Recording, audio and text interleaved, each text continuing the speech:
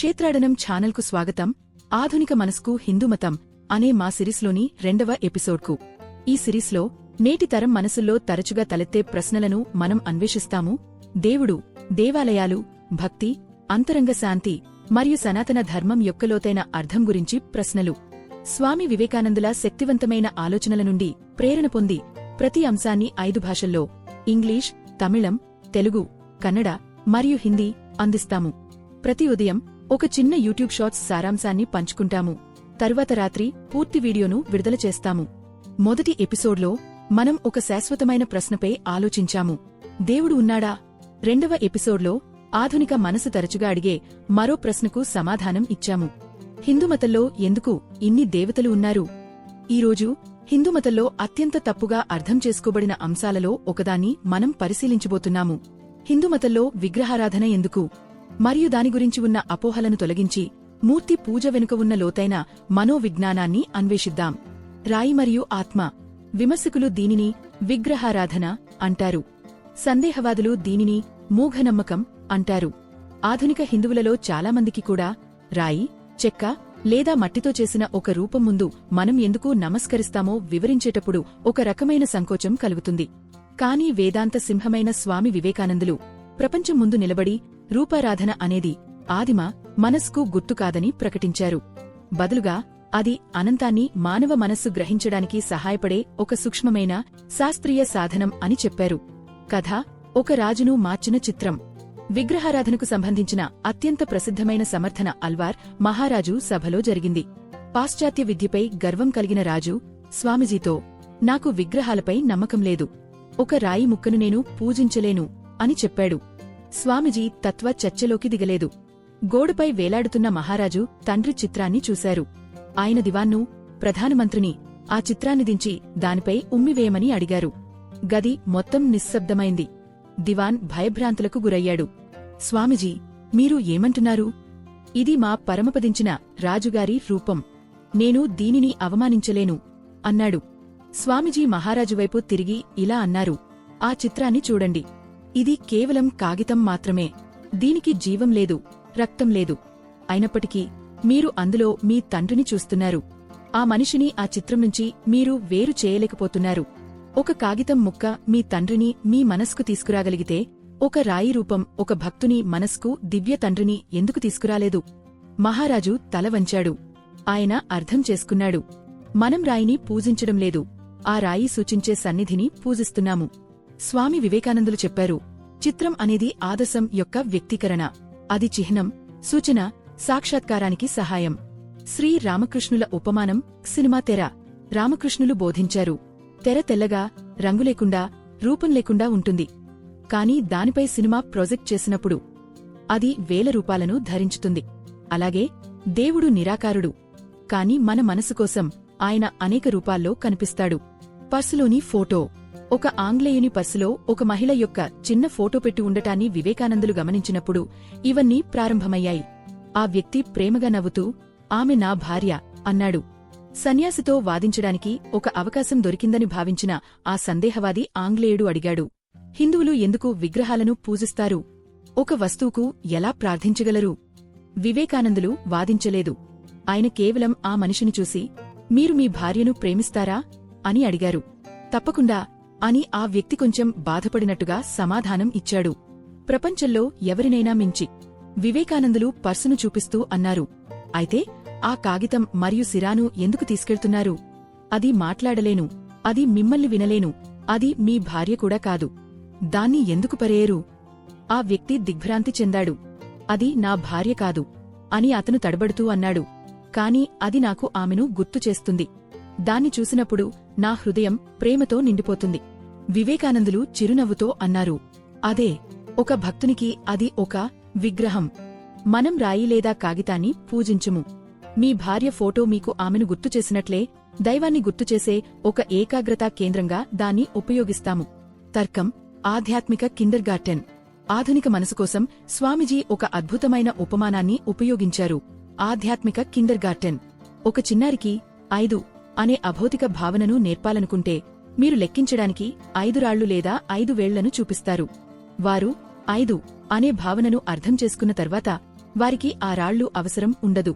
అలాగే మానవ మనస్సు పరిమితమైనది. అనంతశూన్యం లేదా నిరాకార బ్రహ్మం పై వెంటనే ధ్యానం చేయడం మనకు అసాధ్యంగా అనిపిస్తుంది. మన భక్తిని వేలాడదీయడానికి ఒక మేకం అవసరం. మూర్తి ఆ మేకం. అది ఒక ఏకాగ్రతా కేంద్రం. స్వామిజీ చెప్పినట్లుగా మనిషి పొరపాటు నుండి సత్యానికి ప్రయాణించడం లేదు, దిగువ సత్యం నుండి ఉన్నత సత్యానికి ప్రయాణిస్తున్నాడు. శాస్త్రం చిహ్నాల విశ్వభాష. మనము ఒక దేవతను పూజించినప్పుడు మనము రాయి లేదా లోహానికి నమస్కరించడం లేదు, దాని ద్వారా ఆహ్వానించబడిన దైవిక సన్నిధికి నమస్కరిస్తున్నాము. స్వామిజీ ప్రపంచాన్ని సవాలు చేశారు.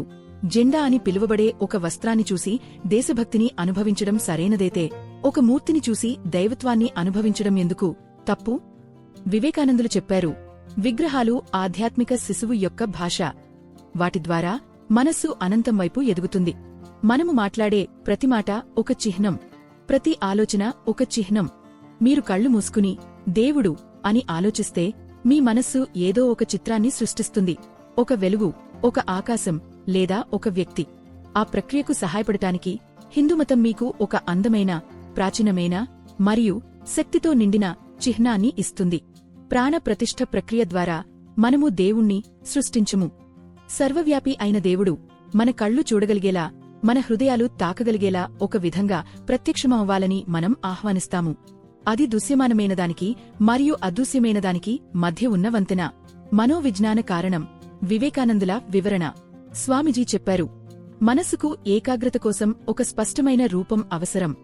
అందుకే మనం విగ్రహాలను ఉపయోగిస్తాము, నిరాకార దేవుని వైపు వెళ్లే ఒక ద్వారంగా. అనంత చైతన్యం పై ధ్యానం చేయడానికి ప్రయత్నించండి. మీ మనస్సు 3 సెకన్లలోనే తారాడిపోతుంది. కాని మీరు చూస్తే కృష్ణుని చిరునవ్వు, శివుని ప్రశాంత ముఖం, దుర్గామాత రక్షణాత్మక భంగిమ, మనస్సు నిశ్చలమవుతుంది. ఇది ఏకాగ్రత యొక్క శాస్త్రం.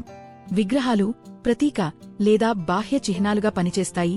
చెల్లాచెదురైన ఆలోచనలను అవి సూచించే దైవిక భావనపై కేంద్రీకరిస్తాయి. సూర్యకాంతిని ఒకచోట చేర్చే లెన్స్లా. ఆచారాల ద్వారా భక్తి లోతుగా మారినప్పుడు మనసు ఆ రూపాన్ని అంతర్గతం చేసుకుంటుంది. రూపారాధన యొక్క రహస్యం ఏమిటంటే, మీరు ఒక వస్తువులో దైవత్వాన్ని చూడగల దృష్టిని అభివృద్ధి చేయడానికి ప్రయత్నిస్తున్నారు. చివరికి పవిత్రత మరియు శక్తి రూపంపై ఆధారపడటాన్ని కరిగించి దేవుణ్ణి ప్రతిచోటా వ్యక్తపరుస్తాయి.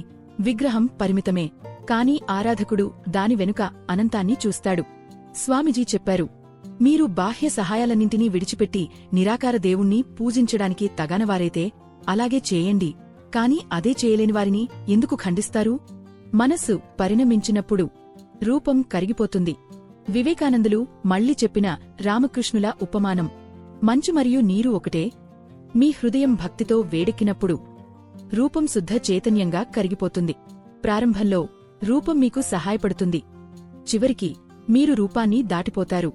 ఇప్పుడు విగ్రహారాధన గురించి కొందరు మహానుభావులైన భారతీయ సంతులు మరియు విదేశీ సంతుల మాటలు, అనుభవాలను చూద్దాం.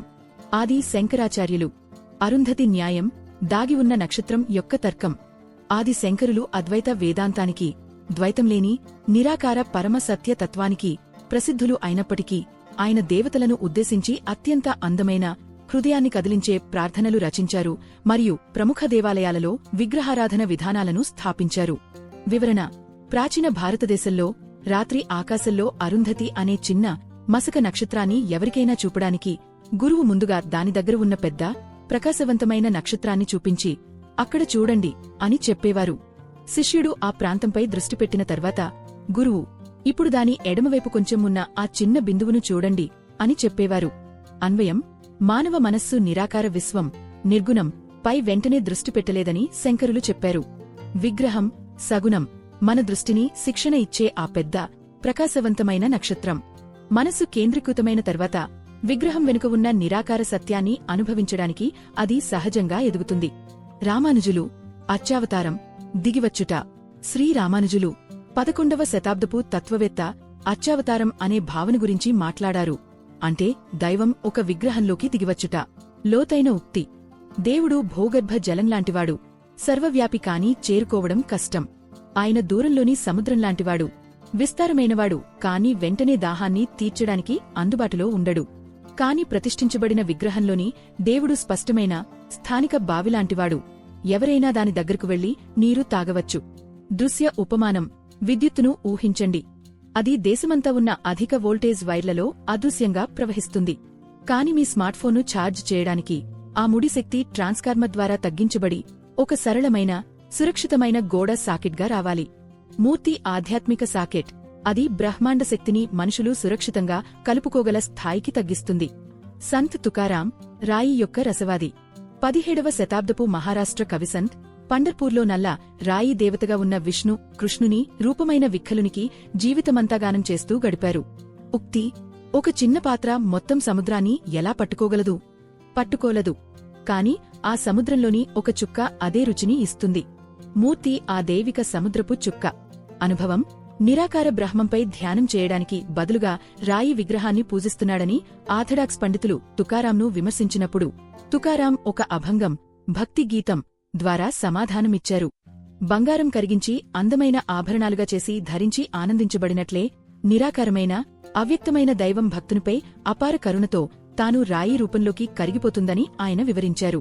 నీమ్ కరోలి బాబా, స్టీవ్ జాబ్స్ మరియు రామ్దాస్ను ప్రేరేపించిన 20వ శతాబ్దపు మహానుభావుడు హనుమంతునిపై తీవ్రమైన భక్తిని ఆచరించారు.